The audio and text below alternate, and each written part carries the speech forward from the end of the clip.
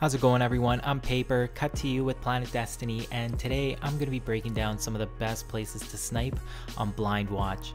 So I'm going to start you guys off on a typical spawn on the A side. I'm going to run through some of the common areas that you're going to see snipers hanging out. And when it comes to Clash, I found this side of the map to be really good. Anybody that's trying to cross mid-map, you can get a nice line of sight on them. There's a lot of high places that you can get to on this side of the map.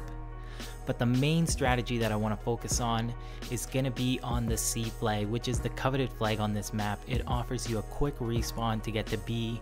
It lets you have control in a control game. So eventually I'm going to bring you guys over to that side and we're going to start a new game, and I'm going to break down that strategy to you. And this is a pretty common area in the beginning of a game. This is where someone can try to go for first blood on anyone trying to jump on the roof. This spot here covers the B doorway. And right here you're going to notice that your line of sight is actually quite impeded by structures, but if you have armor piercing rounds you can make shots like that. And I didn't actually make that. I'm like kind of laughing to myself because the timing was just kind of perfect.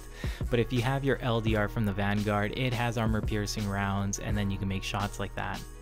Now if you want to capture this point, knowing the basics of the radar is really going to help you out. We just had an episode on that, so check that out if you're not too familiar with it. But it's something that you can practice in PvE and then bring it into the PvP world. Then you know what weapon you need, you know how to react to certain scenarios because you know where people are going to be. I saw one comment on there that was asking about advanced radar skills, and when I saw that, what that brings up to me is when you start looking at the radar from the way that somebody else would. It's so you can start taking advantage of it by manipulating it to make it seem like you're doing something else and applying it to the person that's seeing it. You're kind of trying to trick them into coming into certain scenarios or making them think you're somewhere else for a while.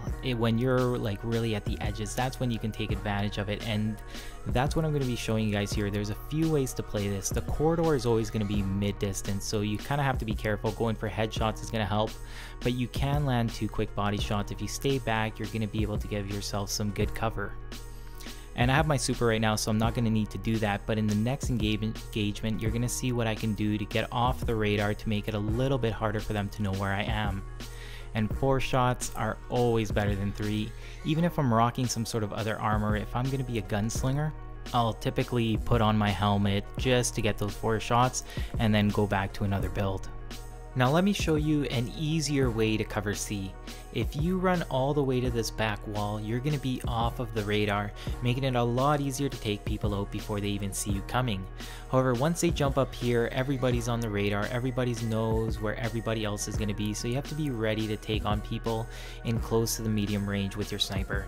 And to me, that's not too much of a problem. I find that 2 shots is pretty reasonable, especially with the high rate of fire that comes on Predator's Revenge and Final Boss. Those are my 2 favorite snipers. I find it that it's manageable to take people out in this manner. And that may be different for other people, but if it's something you're looking to get into, I saw that a lot of people were asking about sensitivity, and it's typically to each their own, but you do want to consider that if you're going to be playing the short game, if your sensitivity isn't high enough, you're not going to be able to drag your scope fast enough when they're close to you. And if you notice that your teammate died, the guy's probably still going to be there. And if you don't notice the guy, then you're still going to be able to see the square on top of C get filled up. So then you know if somebody's still in there. I noticed it then, and I'm like, alright, let's get this next guy. He ends up running out for a teammate again. Throwing one of these grenades in that spot is going to stop anybody from running in there, or at least slow them down while they shoot it.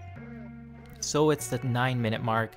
We're going to get heavy ammo. I'm gotten pretty accustomed to just leaving my heavy ammo until I really need it. If we need some sort of momentum shift, if we have to get B, usually that's a good time to get heavy ammo for your team. I find if you can get a team that staggers out their heavy ammo, it can really help people out. I'm usually pretty comfortable taking on people with rockets with a sniper. It's actually a high probability that you trade with them while they hold up that clunky rocket launcher. It takes them a little while to aim it, so you can take advantage of that. You can line up for a headshot and take them out. As the rocket's traveling to you, just know that you did your team a service by taking them out. And we were both thinking the same thing, but he couldn't really aim his anymore. It would have just flew out the window anyways. So you actually get a little bit of help like that. A lot of people will overthrow grenades on that area. But we're getting almost to the end of this video, so I just wanted to show you guys this spot because C is so popular. If not, they're trying to get to B. You have position on all the great high traffic areas. You cover this corridor, you can go down here to B, you can go up top and cover C. There's just so many places to snipe from there, so that's going to be my #1 place for Blind Watch. I hope you guys enjoyed it. Oh wait, we're actually not done. I'm going to do some honorable mentions on a couple of other areas because there are 2 more places that you can snipe from, or where you're going to see a lot of people sniping as well. Now this corridor is not quite as safe. There's a lot of ways for people to come at you. They can come from this door, down the corridor, on top of you, from the right. But the good thing is that you do have your radar, but it does require you to keep your eye on it constantly if you don't want to die here. The next spot is coming into B, and I find these 2 spots to be pretty even. A sniper from the bottom versus a sniper on the top. To me, that's an even fight. Against rockets, that doesn't fill me with too much confidence, but from here, you're trying to go for that headshot. For those of you that are feeling a little bit more bold, this platform is for you. It offers you great lines of sight. You're going to be able to see a lot of the bottom. And the bad thing about it is that there is no cover here. This is not that good. If you want the safer spot to snipe, it's definitely back here. But that's pretty much it. I don't have too much more to add about this map. If you guys do, let me know in the comments section. If you guys want to see a certain map, let me know. I was going to be working on Skywatch next, and that's a really interesting map because it really calls out for the best sniper if you want to hang around by the plane. It's kind of like the spot that everybody wants, but then also everybody can see you. So we're going to go into some advanced sniping there because that's what that map's all about. But that's it for me. Thanks for watching. I'm Paper. Cut to you with PlanetDestiny, and I'll see you guys next time.